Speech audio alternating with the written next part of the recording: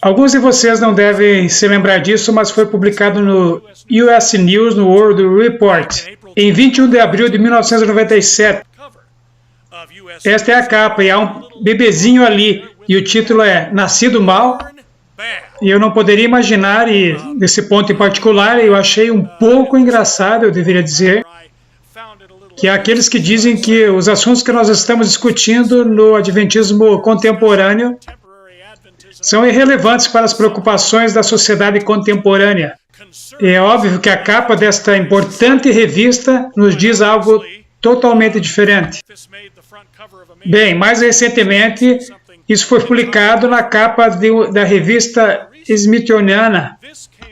Alguns devem conhecer essa revista, esse periódico, ele é bem famoso no meio científico e no meio cultural também. Aqui vocês podem ver outro bebezinho com chifres. E o título é Nascido para Ser Mal.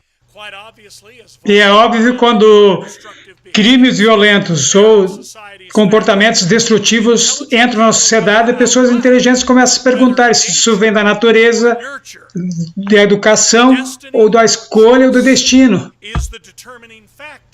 Sabem, é tão fascinante para mim como as pessoas ficam tão irritadas e amedrontadas sobre os atos violentos cometidos por pessoas com ligações a governos estrangeiros, organizações terroristas. E contudo, se você presta atenção, todos os atos violentos e assassinatos em massa foram cometidos por americanos, ou pelo que nós chamamos de herança cristã, e muitos outros foram massacrados pelos próprios americanos aqui, mais do que por pessoas de países estrangeiros. E mesmo que esses assuntos, como o da US News, que foi publicado há 18 anos atrás, homens e mulheres ainda estão fazendo essas mesmas perguntas. E essa pergunta sobre o que é pecado é o fundamento na controvérsia da salvação na Igreja Adventista do Sétimo Dia. Muitos de vocês devem ter visto esse diagrama dos dois evangelhos no Adventismo contemporâneo. Vamos dar uma olhada só por um momento nisso. Nós temos o Adventismo clássico e o Adventismo evangélico. Preste atenção nos dois evangelhos, um relacionado ao outro, linha por linha.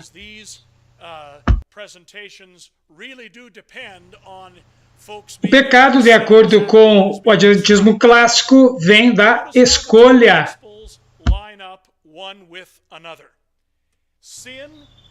E, de acordo com o Adventismo evangélico, o pecado é a nossa natureza, como nós nascemos. De acordo com o Adventismo clássico, a natureza de Cristo é pós-lapsariana. E de acordo com o Adventismo evangélico, a natureza de Cristo é pré-lapsariana.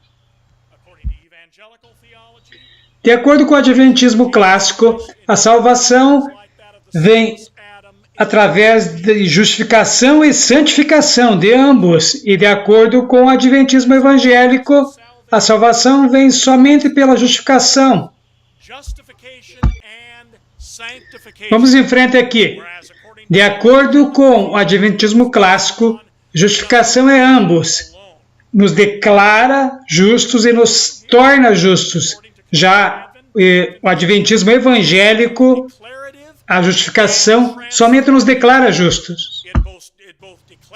E, finalmente, o Adventismo clássico diz que a obediência e viver sem pecado é possível através do poder de Deus.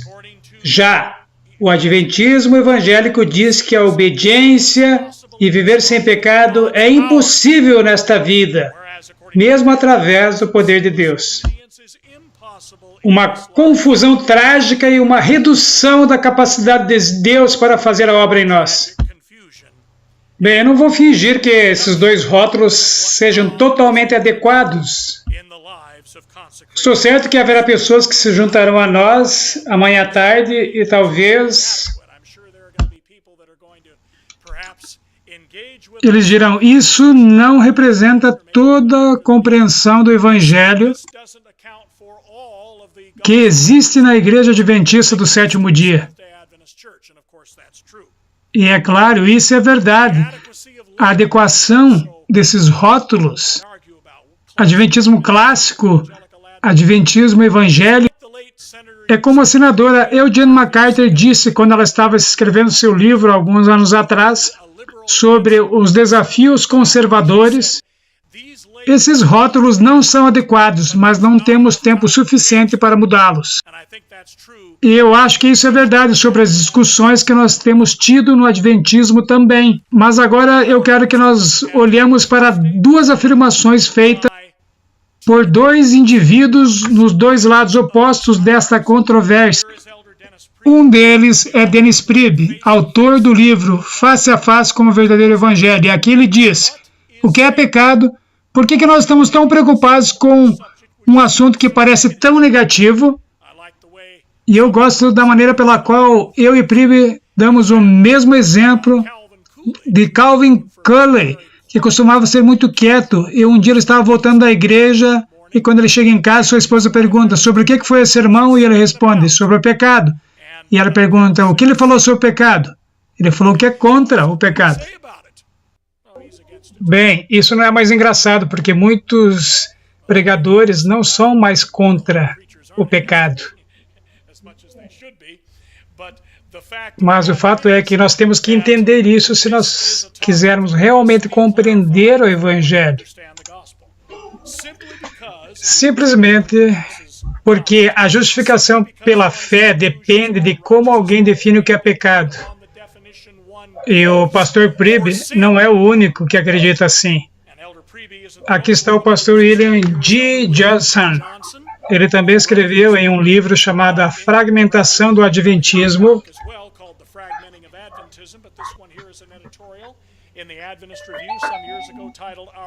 Mas esse aqui é um editorial publicado alguns anos atrás na Adventist Review chamado Nosso Incomparável Salvador.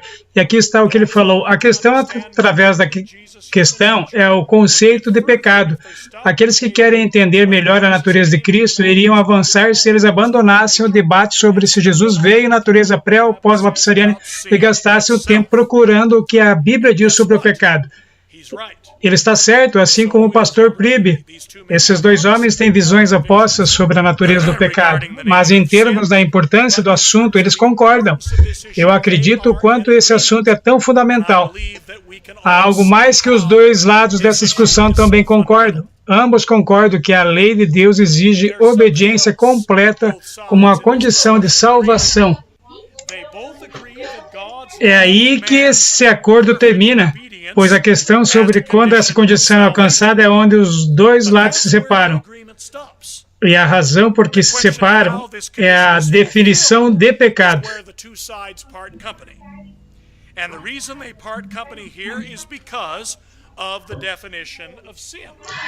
O Adventismo clássico ensina que homens e mulheres se tornam pecadores através da escolha. Através desse mesmo poder de escolha, nós podemos reclamar o poder do céu para subjugar a nossa natureza pecadora e parar de pecar 100%. O Adventismo evangélico, por contraste, ensina que os seres humanos são pecadores condenados a partir do momento que eles entram neste mundo. A natureza pecadora, então, perverte nosso inteiro ser e que mesmo através da natureza divina comunicada é ainda impossível obedecer à lei de Deus perfeitamente.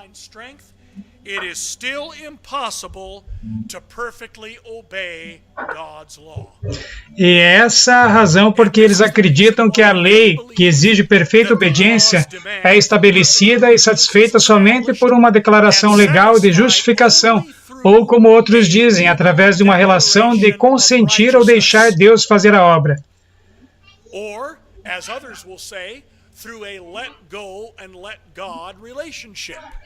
Nós vamos falar mais sobre isso amanhã de manhã, quando nós discutirmos justificação pela fé. Mas a única maneira que os seres humanos podem chegar ao céu, de acordo com essas duas teorias, é se alguém mais preencher as condições de salvação para eles. ou se é Jesus 2000 anos atrás, ou se é Jesus aqui e agora, por tomar o nosso lugar no assento do motorista e fazer toda a viagem enquanto nós deslizamos e o deixamos dirigir. A ideia é que a nossa natureza é tão arraigada que até o poder de Deus não pode subjugá-la e, consequentemente, a única maneira de se ter a perfeita obediência exigida pela lei, de acordo com essa teologia em particular, é deixar Deus fazer tudo por nós.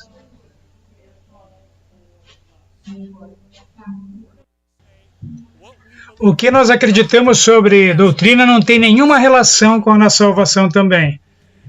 Então, se a perfeita obediência é impossível, a perfeita crença em relação à teologia é impossível. Então, não importa quem é ordenado, não importa que gênero seja na igreja, seja em casa, não importa como nós definimos a sexualidade humana. Não importa se essa terra e o mundo natural foram criados como a Bíblia diz que foram, nada disso tem relação com a nossa teologia. Nós não precisamos ter uma teologia perfeita mais do que nós temos de ter um comportamento perfeito, e assim vai a lógica.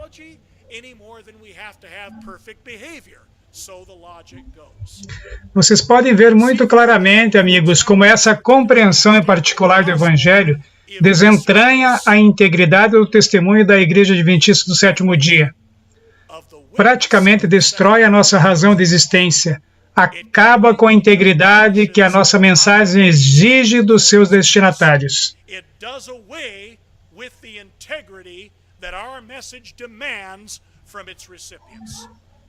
Mas agora vamos olhar para o que eu sempre insisto que devemos nos preocupar, que é sobre a autoridade quando um assunto de grande importância para o povo de Deus é tratado.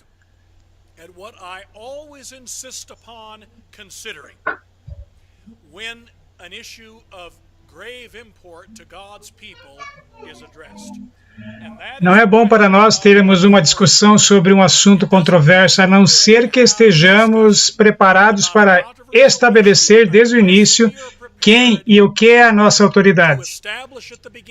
Então, vamos ter isso bem claro, que toda a Escritura, ambos, Velho e Novo Testamentos, são inspirados e têm autoridade. As Escrituras não contêm meramente opiniões humanas, mas o movimento do Espírito Santo que levam homens e mulheres a falar. E o que o Espírito inspira deve ser entendido com comparação nela mesma.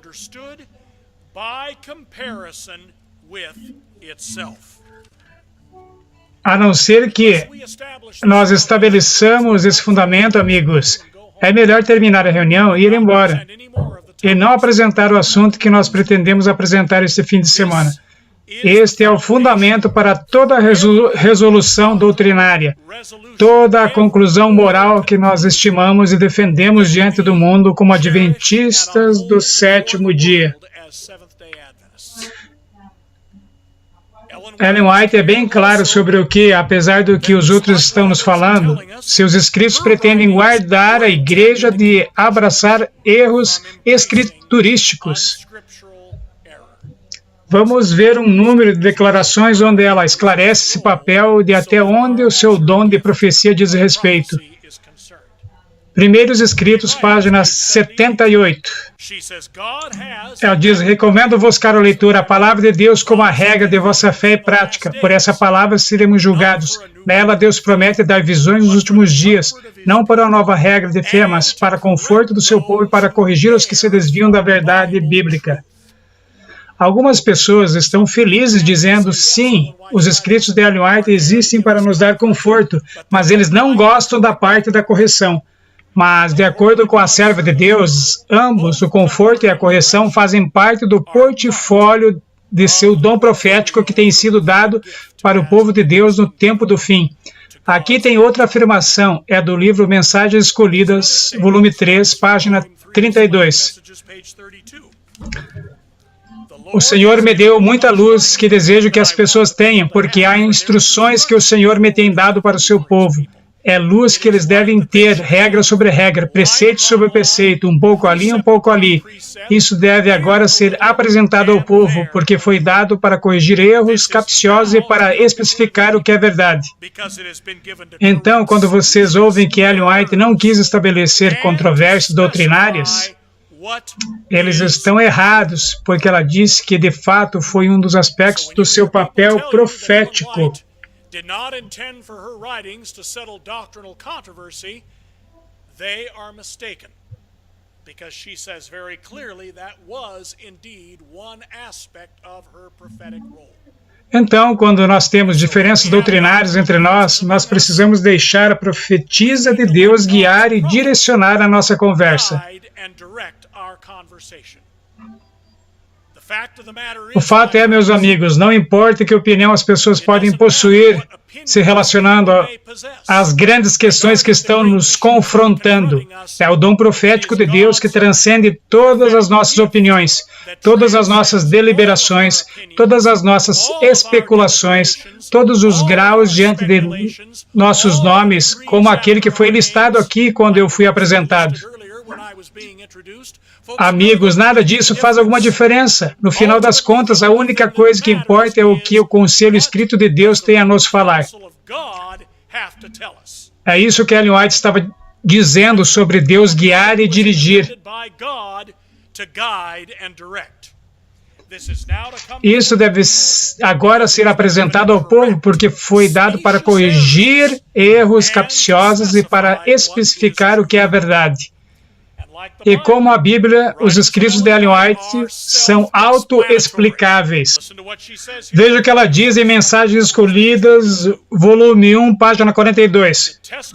Os próprios testemunhos serão a chave que explicará as mensagens dadas, como o texto escriturístico é explicado por texto escriturístico. Então, quando nós achamos afirmações que aparecem na superfície se contradizer, nós não somente devemos olhar para o contexto da declaração, mas para todos os outros textos que se relacionam ao mesmo tópico. As Escrituras são o seu próprio intérprete. Escritos inspirados, quer sejam na Bíblia, quer sejam nos escritos de Ellen White, são autoexplicáveis. Estudiosos ou teólogos não são necessários para explicar a Bíblia a nós. Tudo que nós precisamos é olhar para o que Deus diz, o que o conselho escrito de Deus está falando a nós, e vamos ficar bem esclarecidos sobre esse próximo ponto. A menos que uma conclusão doutrinária leve em conta todas as afirmações inspiradas sobre o assunto, não é válida. Isso é muito importante para nós conservarmos na mente quando nós estamos dando um estudo bíblico para um guardador do domingo, e quando eles falam sobre pessoas partindo pão no primeiro dia da semana, ou o apóstolo João ser inspirado pelo Espírito no dia do Senhor, ou quando nós estamos estudando com alguém sobre o estado dos mortos, ele cita o verso de 2 Coríntios, verso 5, sobre estar ausente do corpo e estar presente com Deus. Nós não devemos fingir que esses versos não existem. Nós não podemos ignorar esses versos. Nós temos que demonstrar como esses versos se encaixam no quadro maior da teologia bíblica. E é isso que nós devemos fazer quando estamos estudando assuntos na Igreja Adventista do Sétimo Dia. Nós devemos usar a mesma abordagem para resolver controvérsias dentro da igreja que nós usamos para resolver discussões com outros cristãos do lado de fora da igreja. E uma vez que nós usamos essa abordagem, amigos, uma vez que nós deixamos a inspiração ser seu próprio intérprete, nós ficaremos surpresos que a controvérsia que oprime a nossa igreja agora pode ser resolvida. Nós vamos olhar para algumas passagens sobre o pecado ser uma escolha livre. A questão que nós temos hoje à noite é: nós nascemos pecadores? Vamos dar uma olhada no que a Bíblia diz sobre como as pessoas se tornam pecadoras. Vamos ver o que Ezequiel, capítulo 18, versículo 20 diz. Agora, por favor, lembre-se que nós teremos folhetos em conexão com esses encontros, e depois de cada encontro, esses folhetos serão dados àqueles que estavam presentes. As pessoas que não foram capazes de estar aqui hoje à noite receberão cópias. Depois de todos os encontros, vocês poderão ter todos os textos e todas as passagens do Espírito de Profecia que fazem parte dessa apresentação.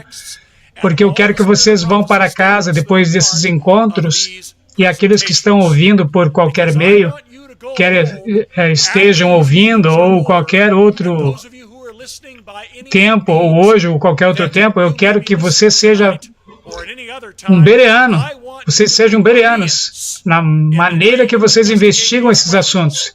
Eu não quero que vocês falem, Pastor Kevin disse isso, então deve ser verdade. Eu conheço algumas pessoas que a teologia não é melhor do que o último pregador que elas ouviram. Amigos, isso é perigoso. Nós não queremos discípulos de imortais não inspirados na Igreja Adventista do Sétimo Dia.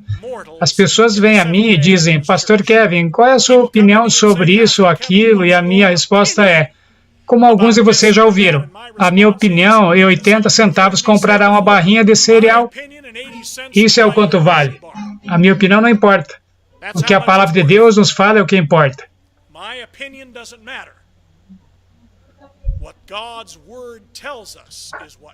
Ezequiel capítulo 18, versículo 20 diz, a alma que pecar, essa morrerá. O filho não levará a iniquidade do pai, nem o pai levará a iniquidade do filho.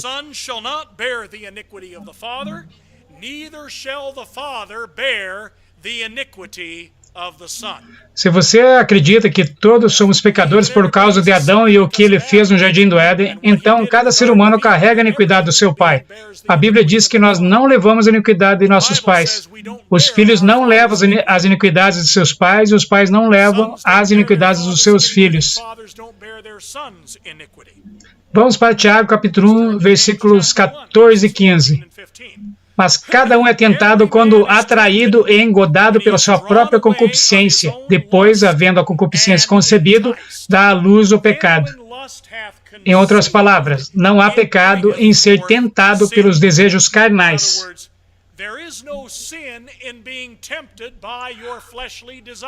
Alguns de vocês devem lembrar da história do peregrino. Eu acho que era o fiel que estava andando pela estrada. Ele foi tentado pelas 3 filhas do primeiro Adão. Luxúria da carne, luxúria dos olhos e orgulho da vida, e ele resistiu à tentação. Mas, de repente, Moisés salta de repente do lado da estrada e começa a bater nele com a clava da lei. E ele diz, espera um minuto, eu resisti à tentação. Por que você está me batendo? E Moisés diz, sim, você resistiu, mas a sua carne contraiu-se, contorceu-se.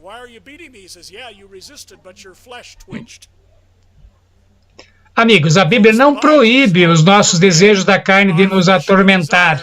Não é pecado ser tentado. Alguém pode usar o ditado, vocês não podem impedir que os corvos voem sobre a sua cabeça, mas você pode impedi-los de construir um ninho em seu cabelo.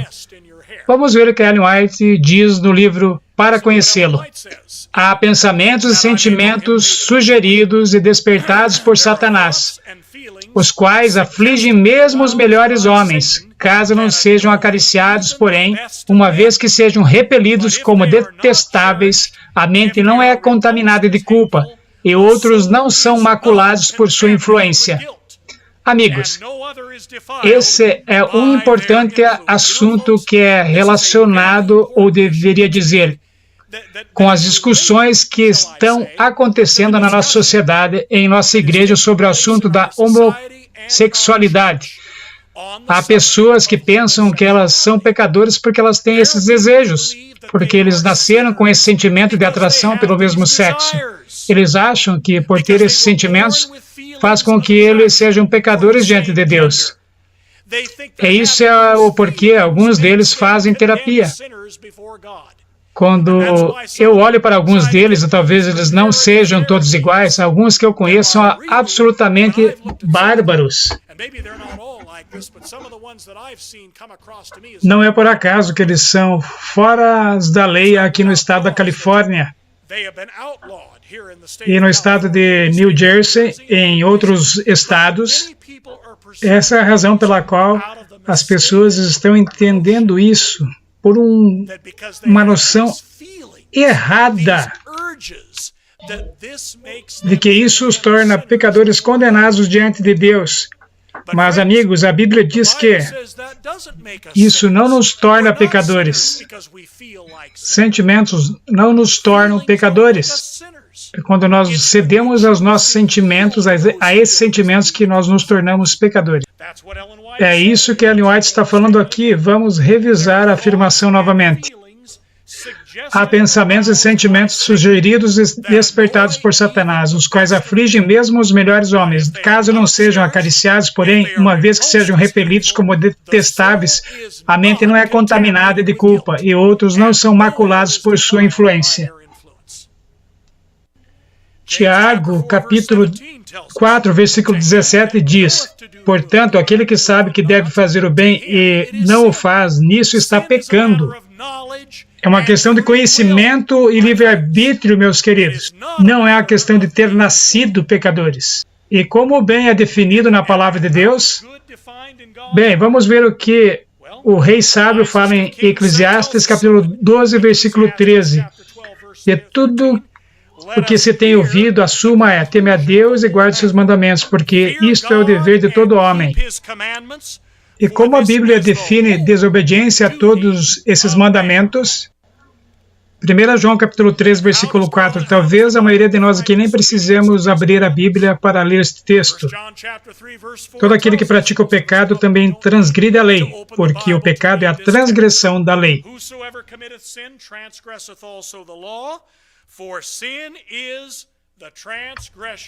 E é claro em Tiago, capítulo 2, versículos 10 a 12, que a lei dos 10 mandamentos é o padrão do julgamento final de Deus, não é? Pois qualquer que guarda toda a lei, mas tropeça em um só ponto, se torna culpado de todos. Porquanto aquele que disse, não adulterarás, também ordenou, não matarás. Ora, se não adulteras, porém matas, vens a ser transgressor da lei. Falai de tal maneira e de tal maneira procedei, como aqueles que hão de ser julgados pela lei da liberdade. Ellen White é bem clara, uma vez após a outra, que a definição que nós encontramos aqui em 1 João capítulo 3, versículo 4, é a única definição de pecado encontrada em toda a palavra de Deus. Vamos dar uma olhada nessas declarações. Volume 7 dos Comentários Bíblicos, página 951. Pecado é a transgressão da lei. Esta é a única definição de pecado. Aqui está outra declaração. Mensagens Escolhidas, volume 1, página 320. A única definição que nós encontramos da Bíblia para o pecado é que ele é a transgressão da lei. Signs of Times, de 24 de novembro de 1887, diz: se nós não temos uma fé que trabalha pelo amor e purifica a alma de toda a mancha do pecado, então nós temos uma fé espúria. Pensem sobre isso, amigos. As pessoas dizem que essa questão de perfeição e viver sem pecado não é uma questão de salvação. O que ela acabou de falar? Se nós não tivermos a fé que trabalha pelo amor e purifica a alma de toda a mancha do pecado, então nós temos uma fé espúria. Cristo não é o ministro do pecado. E o que é pecado? A única definição que nós encontramos na palavra de Deus é: o pecado é a transgressão da lei. Algumas pessoas dizem que Deus só olha para a direção geral da vida. Imagine um homem e uma mulher lá no altar de casamento dizendo: eu me comprometo eu mesmo a seguir as direções da minha própria vida. Eu não sei quantos noivos ou noivas estariam felizes em ouvir um voto como esse por seu parceiro. Dê seu parceiro. Se Deus pode manter homens e mulheres totalmente fiéis aos votos de casamento, então ele pode manter qualquer homem ou mulher fiéis a todos os seus mandamentos e todos os desvios dos seus mandamentos que existem. Nós vamos falar sobre isso mais tarde. Vamos em frente. Signs of Times, 13 de março de 1890, diz assim: para deixar Jesus entrar no nosso coração, nós devemos parar de pecar. A única definição para pecado que nós encontramos na Bíblia é que ela é a transgressão da lei. Agora, eu sei que provavelmente algumas pessoas vão falar, pastor, e sobre esse texto aí, Romanos capítulo 14, versículo 23? E tudo que não é de fé é pecado. Essa não é outra definição? Não é, porque o apóstolo Paulo escreve em outro lugar, em Hebreus capítulo 11, versículo 6, sem fé é impossível agradar a Deus. Somente através da fé é possível para seres humanos caídos produzirem em suas vidas a obediência necessária à lei de Deus.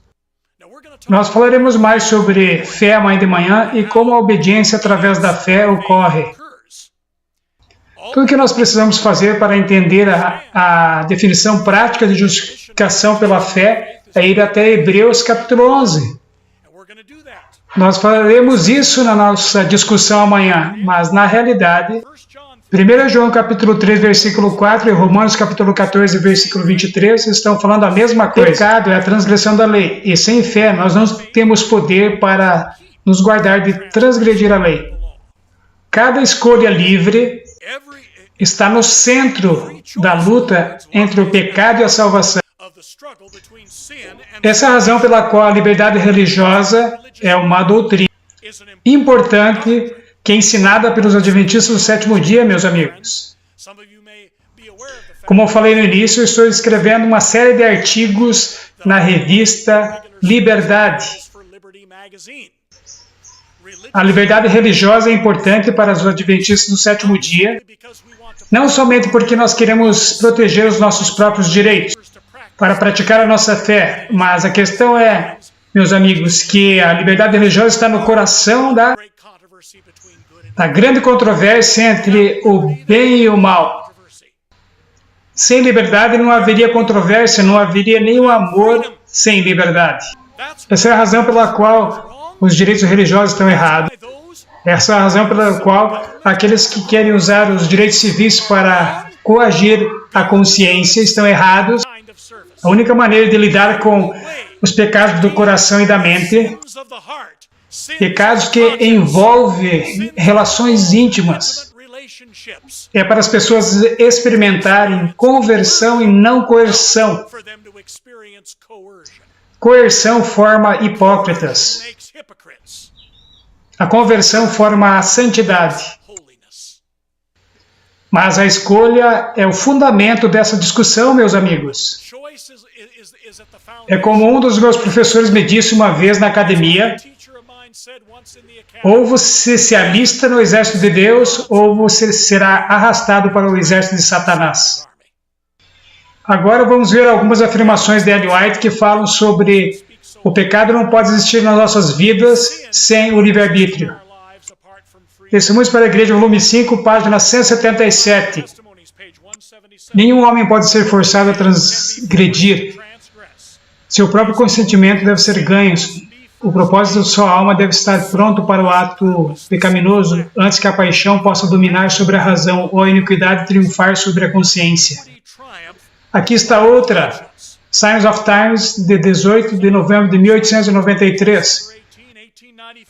Não está no poder de Satanás forçar ninguém a pecar. Agora, amigos, se vocês se tornam pecadores somente por terem nascido, então vocês não têm nenhuma escolha. É isso que as pessoas estão ensinando, é isso que a doutrina do pecado original está ensinando. Que a única coisa que você tem que fazer para se tornar um pecador é nascer. Não está no poder de Satanás forçar ninguém a pecar. O pecado é um ato individual. Antes do pecado existir no coração, o consentimento da vontade deve ser dado.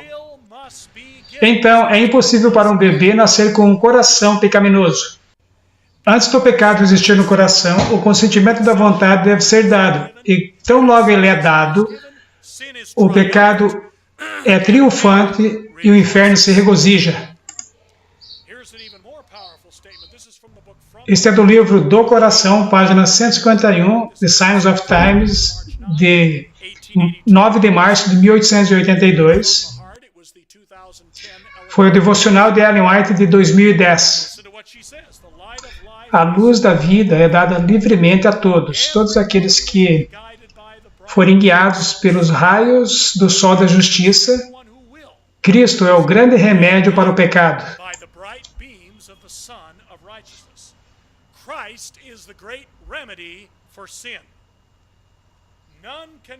Ninguém pode usar como desculpas as circunstâncias, sua educação ou seu temperamento para se rebelar contra Deus. Os pecadores são assim por sua deliberada escolha. Vocês entenderam isso? Ninguém pode desculpar devido às suas circunstâncias. Nascer é uma circunstância. Se você nasceu pecador, você não é um pecador por sua escolha deliberada. Você é um pecador porque você nasceu dessa maneira. Há uma razão, meus amigos, pela qual os adventistas do sétimo dia não praticam o batismo de bebês. É porque nós não acreditamos que os bebês sejam pecadores. O batismo de bebês é derivado da doutrina de que os bebês nascem pecadores. E a questão agora é, os seres humanos nascem separados de Deus, nós temos que tomar muito cuidado com isso, meus amigos. Todos os seres humanos nascem separados da árvore da vida e do relacionamento íntimo que os nossos primeiros pais tinham com Deus. Mas isso não significa o mesmo de termos nascido pecadores involuntários.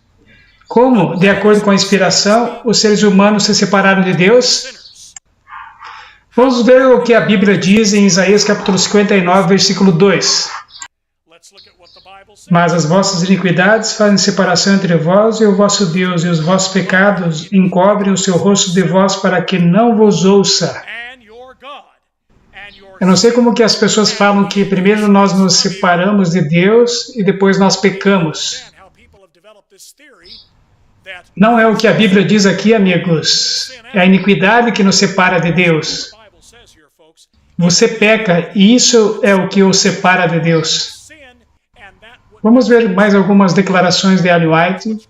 Review in the Herald, 12 de julho de 1887. Logo que nós nos separamos de Deus por pecar, o que é a transgressão da lei, Satanás toma controle da nossa mente.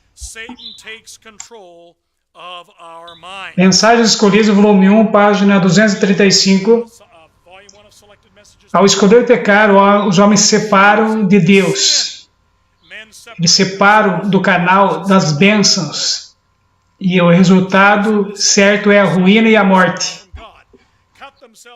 Materiais de 1888, página 1011. Deus não se separa do seu povo. É o seu povo que se separa de Deus por suas próprias ações.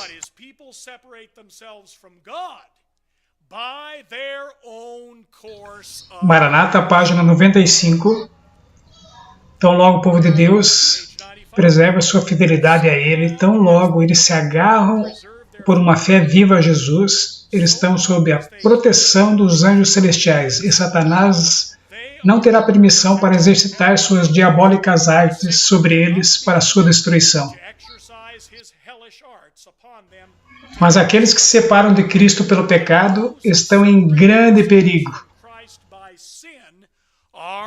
Como nós nos separamos de Deus? Ao pecar. É assim que a separação acontece, não é por ter nascido. Ocorre pela nossa escolha, pelo exercitar do nosso livre-arbítrio.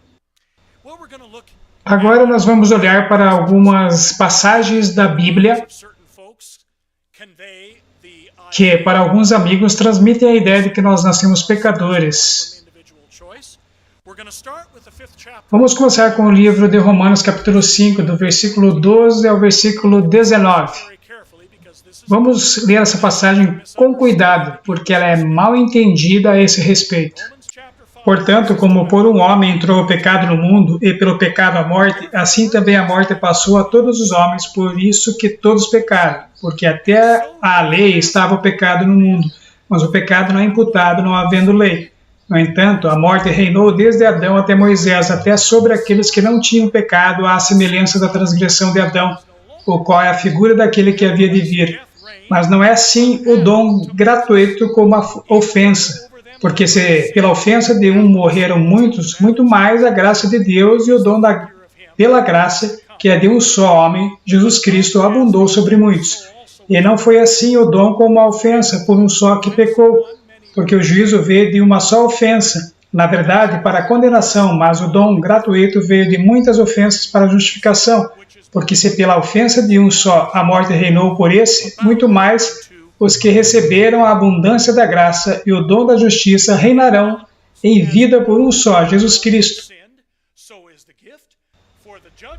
Pois assim como por uma só ofensa veio o juízo sobre todos os homens para a condenação, assim também por um só ato de justiça veio a graça sobre todos os homens para a justificação de vida. Porque como pela desobediência de um só homem muitos foram feitos pecadores, assim pela obediência de um muitos serão feitos justos.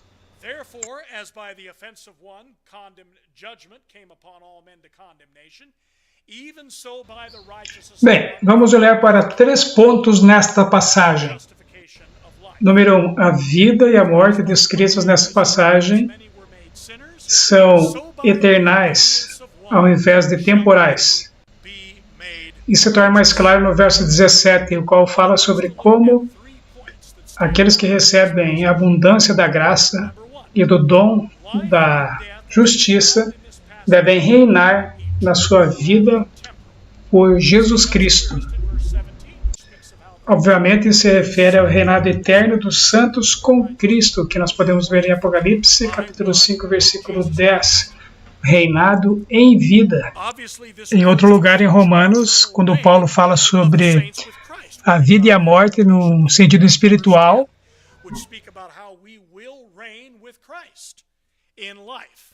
ele se refere à realidade eterna, ao invés de se referir à realidade temporal. Por exemplo, em Romanos capítulo 8, versículo 13, ele diz, porque se viverdes segundo a carne, morrereis, mas se pelo Espírito mortificardes as obras do corpo, vivereis. Obviamente, ele não está falando sobre vida física, mas vida eterna. É o que Jesus está falando com o jovem rico, quando ele pergunta para Jesus o que eu devo fazer para herdar a vida eterna. E Jesus responde, para entrar na vida, guarde os mandamentos. Quando Romanos capítulo 5, versículo 12 fala sobre a morte passar para todos os homens,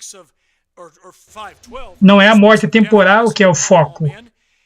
Algumas pessoas dizem que nós sabemos que os bebês são pecadores porque os bebês morrem.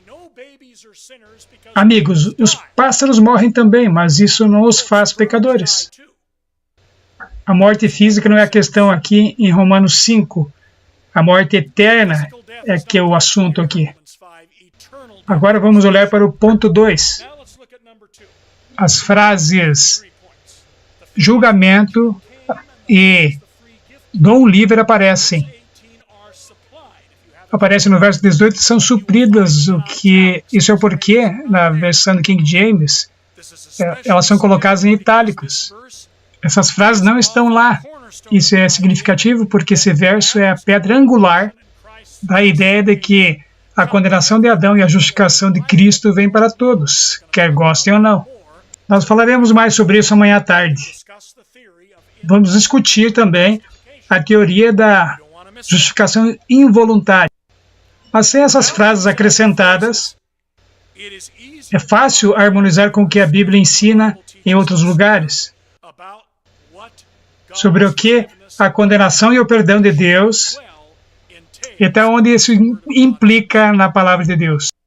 Agora vamos olhar a 3 versos nessa passagem, versos 12, 17 e 19, que deixam claro que não importa o papel que seja feito por Adão e Cristo na saga humana, a escolha livre é o que faz com que os humanos sejam ou pecadores condenados ou santos justificados. Se relacionar à condenação, Romanos 5,12 declara que a morte passou para todos os homens, porque todos os homens pecaram. Não diz que a morte foi passada para todos os homens porque Adão pecou. Adão conduziu o mundo ao pecado. Mas a razão pela qual a morte eterna passou para a humanidade é que todos nós escolhemos seguir o exemplo de Adão. E é a mesma verdade para a justificação, e nós falaremos sobre isso amanhã à tarde. Paulo não diz aqui que todos estão justificados no Calvário, quer gostem ou não. Em vez disso, ele está falando que os que recebem a abundância da graça e do dom da justiça reinarão em vida por um só, Jesus Cristo. Em Romanos capítulo 18, Paulo diz: pois assim como por uma só ofensa veio o juízo sobre todos os homens para a condenação, assim também por um só ato de justiça veio a graça sobre todos os homens para a justificação da vida. Em outras palavras, esse é um evento futuro, não aconteceu involuntariamente para todos. Agora vamos ler o que nós já vimos em Ezequiel, capítulo 18, versículo 20. O filho não levará a iniquidade do pai, nem o pai levará a iniquidade do filho.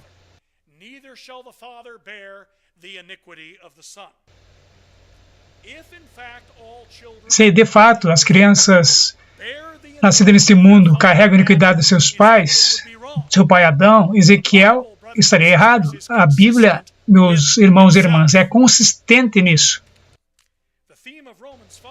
O tema de Romanos 5, na verdade, é muito simples. Adão conduziu o mundo para o pecado e Cristo se oferece para conduzir o mundo para fora do pecado. Apenas como a escolha para pecar é nossa, também a escolha para aceitar a justiça de Cristo é nossa. Alguém pode fazer a seguinte pergunta, e sobre o Salmo 51, versículo 5. Foi quando Davi disse: eis que em iniquidade fui formado, e em pecado me concebeu minha mãe. O que é mais significante neste verso é o que ele não diz do que ele propriamente diz. Primeiro, ele não diz que, como pecador, a minha mãe me concebeu. Simplesmente diz, em pecado.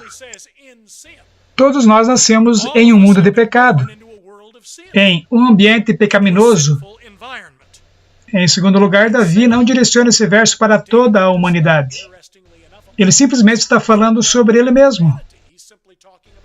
Toda a humanidade, desde Adão, nasceu no mundo pecaminoso. Mas o fato é que Adão não fala isso aqui. Ele simplesmente diz que a iniquidade foi formado e em pecado sua mãe o concebeu. Alguém pode perguntar em que circunstâncias Davi nasceu? Nós não sabemos. Nós não sabemos, a Bíblia não diz.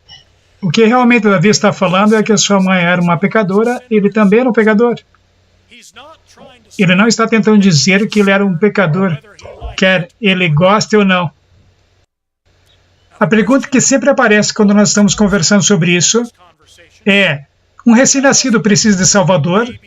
E definitivamente a resposta é sim. Mas a pergunta é: o que significa precisar de um Salvador? O que a obra de um Salvador envolve? De acordo com a Bíblia, a obra de um Salvador envolve dois processos. Um envolve perdão e o outro envolve capacitação. Jesus, obviamente, não precisou da obra do perdão porque ele nunca pecou. Mas ele precisou da obra da capacitação? Bem, o que a Bíblia diz? Vamos a ela. João capítulo 5, versículo 30. Eu de mim nada posso. Em O Desejar Todas as Nações, página 123, diz que ele estava habilitado para o conflito pela presença interior do Espírito Santo. Justamente como eu e você. Agora vamos para a página 664. É a minha favorita. Jesus não revelou qualidades nem exerceu poderes que os homens não possam possuir mediante a fé nele.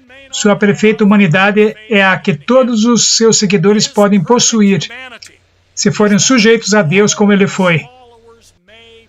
Agora nós vamos ver como nós podemos entender através da Bíblia e dos escritos do Espírito e Profecia a estrutura da natureza humana. E, consequentemente, como nós podemos entender melhor Não somente a estrutura da natureza humana quando pecou, mas também a natureza de Jesus Cristo. As naturezas mais baixas e mais altas. Aqui está a estrutura.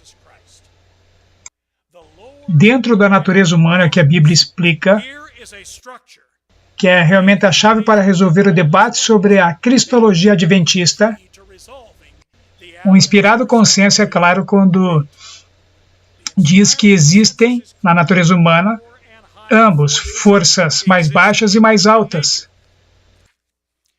Jesus falou sobre isso quando ele disse: o espírito está pronto, mas a carne é fraca. Está em Mateus capítulo 26, versículo 41. E Paulo diz em 1 Coríntios capítulo 9, versículo 27. Antes, subjugo o meu corpo e o reduzo à servidão.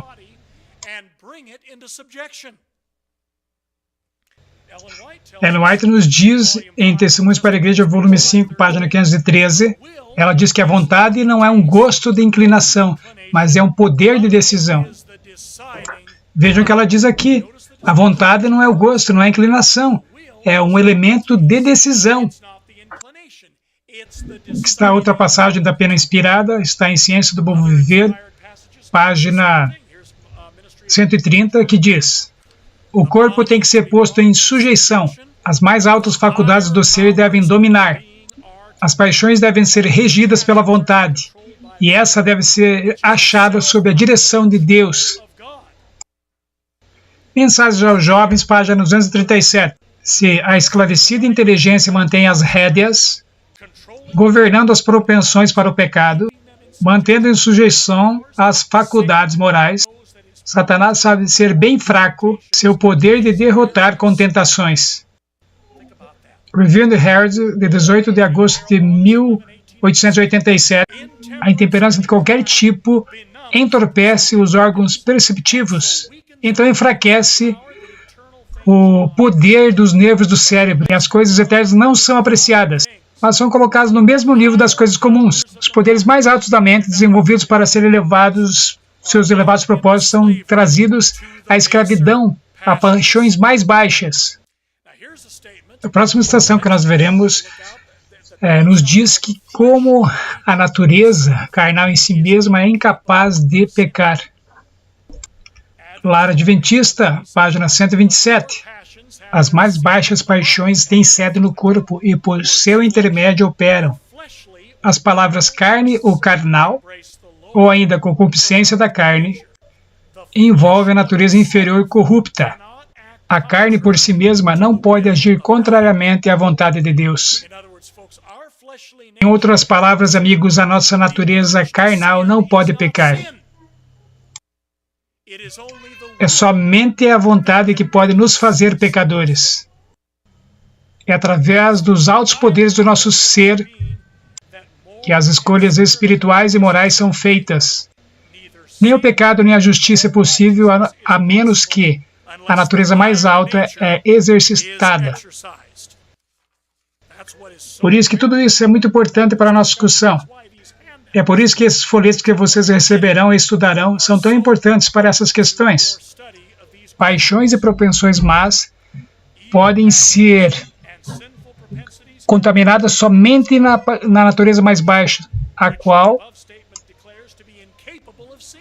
a citação acima declara que é incapaz de pecar. Mas essas paixões e propensões podem ser expulsas da natureza mais alta, a qual envolve a vontade e o caráter. Vamos olhar para algumas afirmações inspiradas que nos dizem isso. Desejar todas as nações, página 305, diz: o único poder que pode criar ou perpetuar a paz é a graça de Cristo. Quando esta é implantada no coração, expele as más paixões que causam luta e dissensão. O volume 7 dos Comentários Bíblicos, página 943, diz: nós devemos perceber que através da crença nele, em Jesus Cristo, é nosso privilégio ser co-participantes da natureza divina, tendo escapado da corrupção que há no mundo. Então nós somos limpos de todo o pecado e de todos os defeitos de caráter. Nós não precisamos reter nenhuma propensão pecaminosa. E percebam que a última frase diz: nós não precisamos reter nenhuma propensão pecaminosa. Sobre o que ela está falando aqui? Ela está falando sobre a natureza carnal? Não, na próxima frase ela diz que diz, quando nós somos co-participantes da natureza divina, tendências hereditárias e cultivadas para o erro são cortadas do caráter, não da carne. Ellen White é bem claro de que nós não temos carne santa nesta vida. Ouça o que ela diz aqui em Conselhos aos Professores, página 20. Apetite e paixão devem ser trazidos sob o controle do Espírito Santo. Não há fim para a guerra deste lado da eternidade. Algumas vezes, quando nós lemos algumas citações de Ellen White que dizem Jesus não tinha a mesma paixão que nós, mas ainda nós lemos outras citações que dizem é porque algumas citações estão falando sobre a natureza mais alta e algumas citações estão falando sobre a natureza mais baixa. Eu recomendo muito o artigo que escrevi sobre a natureza mais alta e a natureza mais baixa, e tem uma referência no folheto de vocês para este artigo. Eu recomendo para todos vocês que estão interessados nessa questão. E eu espero que cada um de vocês tire proveito desse artigo. A natureza mais baixa e a natureza mais alta. A chave para resolver o debate da cristologia adventista. Para concluir, vamos voltar ao artigo da US News. E tinha um bebezinho e tinha uma pergunta que dizia, nascido mal. Prestem atenção no que diz aqui. Hereditariedade pode estar envolvida em alguns casos de alcoolismo. Mas nenhum gene pode fazer você comprar uma garrafa de uísque, colocar no copo e tomá-la. Bem, amigos, eles devem ter citado Ellen White também. Você se lembra do que ela falou na citação? Sentimentos e pensamentos sugeridos por Satanás e levantados por ele que contrariam o melhor dos homens, mas se eles não forem acariciados e se eles forem expulsos como odiáveis, a alma não se contaminará com a culpa e nenhum é vencido por sua influência. Patriarcas e Profetas, página 421, diz: a tentação mais forte não pode desculpar o pecado. Por maior que seja a pressão que é trazida para a alma suportar, a transgressão é nosso próprio ato. Não está no poder da terra nem do inferno compelir alguém ao mal. Satanás nos ataca nos nossos pontos fracos, mas nós não precisamos ser vencidos. Mesmo com os mais severos e inesperados assaltos, Deus proveu ajuda para nós. E a sua força nos dará vitória. Deus seja louvado. Finalmente, Signs of Times, de 29 de agosto de 1892. Há muitos que no seu coração murmuram contra Deus. Eles dizem, nós herdamos a natureza caída de Adão e não somos responsáveis por nossas imperfeições naturais. Eles encontram falhas nos requerimentos de Deus e alegam que Ele exige o que eles não têm poder para dar. Satanás fez a mesma reclamação no céu. Porém, tais pensamentos desonram a Deus. Agora vamos dar uma olhada no que eu considero a afirmação mais forte de todas. E se já houve uma mudança no jogo desta discussão, é essa passagem em particular, que recentemente foi encontrada, que nos diz isso. Vamos ver. Está no volume 9 de Manuscript Release, na página 238. Ouçam essa afirmação, amigos, estudem cuidadosamente. Quando nós vemos a condição da humanidade hoje, a questão que se levanta nas mentes de alguns é o homem por natureza totalmente e completamente depravado? Ele está desesperançosamente arruinado?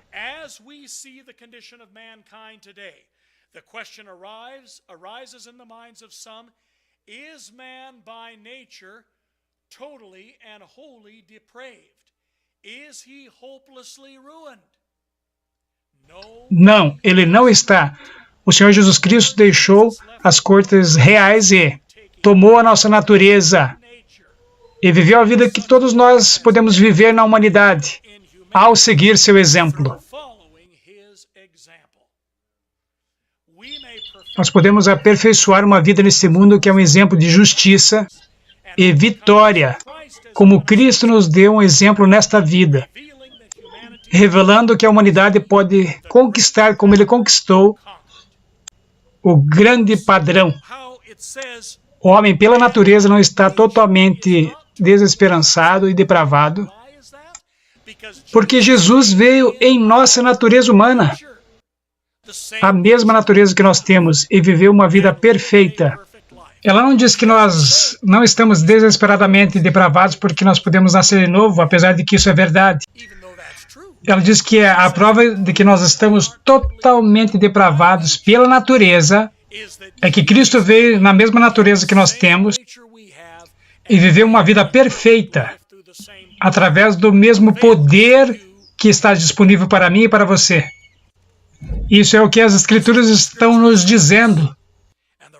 Assim como os escritos do Espírito de Profecia, volume 7 dos Comentários Bíblicos, página 929, diz: o Senhor exige que todos os filhos e filhas de Adão, através da fé em Jesus Cristo, o sirvam na natureza humana que nós temos agora.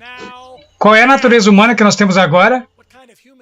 É a natureza caída. O Senhor Jesus transpôs o abismo que o pecado fez. Ele conectou a terra com o céu e o homem infinito com o Deus infinito.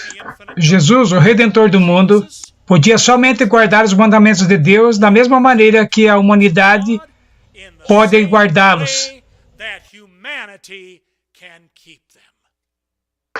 Deus do céu, nós nos curvamos diante do Senhor à medida que terminamos o nosso encontro hoje à noite, agradecidos pela esperança de completa vitória através do seu poder e da sua graça. Todos nós lutamos contra a carne, todos nós lutamos contra a natureza mais baixa, e nós agradecemos porque o Senhor nos deu o poder e o exemplo. O Senhor veio na mesma natureza que nós temos, e através do mesmo poder disponível para nós, o Senhor venceu com triunfo e glória. Nós pedimos por essa glória e por esse triunfo em nossa vida hoje, nessa terra escura, neste mundo atacado pelo terror, convulsionado com o medo, que possamos dar o exemplo e a demonstração de uma santidade consistente, para que a humanidade possa ter esperança nessa estação, onde a alegria é comunicada pela história do Natal.